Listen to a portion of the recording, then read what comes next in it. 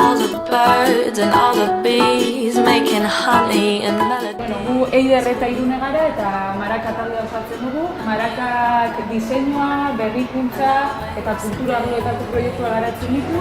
Eta azkenengo 2 hilabete hauetan zehar, Eibarreko pertsona talde batekin batera, Auzolan proiektua garatzen egon gara. I would have wasted all my days in a dream. Nolabait nahi genuen aukera eman, Auzolaren barruan, aurrez guk definitutako erronka batei erantzun baino, elkartek ere beraien erronkak proposatu. And now you're lying next to me. Eibarrak daka gauzat berezi bat edo, eraikinak edo lego tailerrak herri izan da ozen. Helburua izango zana, utzi da ozen tailer guzti horiek edo berriz be martxan jartzia edo sare bat itxia lokal guzti horien artekoa. Proiektuan lanean hasi garen unetik konturatu gara erronkak beste ikuspuntu bat ere integratu bat zuela. Eraikin hutsak berreskuratzea eta erabiltzea bada sortzeke dagoen sarearen helburuetako bat, baina horren aurretik pertsona, baliabideak, erakuneen arteko elkarlana sustatuko den sarea sortu behar da.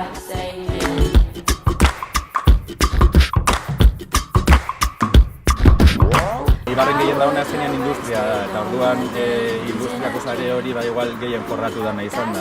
Eta orduan nahi duguna da azpia sare hori eta gehitzea beste arlo guztietako aktibidadiak edo elkarteak edo lo que sea.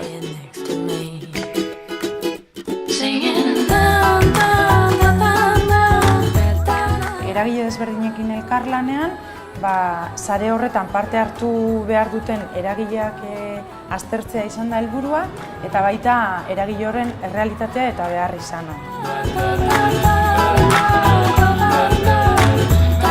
Taldeetako interesgarria izan da, alde batetik taldeko harremana sendotu daudelako eta beste aldetik sare hau presentatzeko aukera mondoskulako.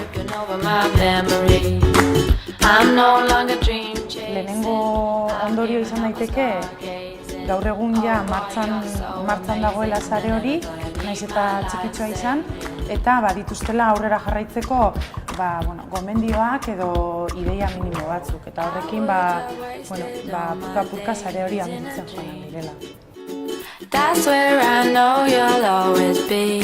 Tako Auzolabak emon dago aukera, geratu, hausnarketa sakon bat egin, esan doan moduan indakua balorean jarri, etorkizuneari begira gauzak hobeto planifikatzeko edo paientzatzeko astixabea hartu izan da, eta batez be guzti hori konpartitzeko eta kontrastatzeko bestelako lagun guztiekin ja forma emon da eta orden eta koherentzia baten barruan.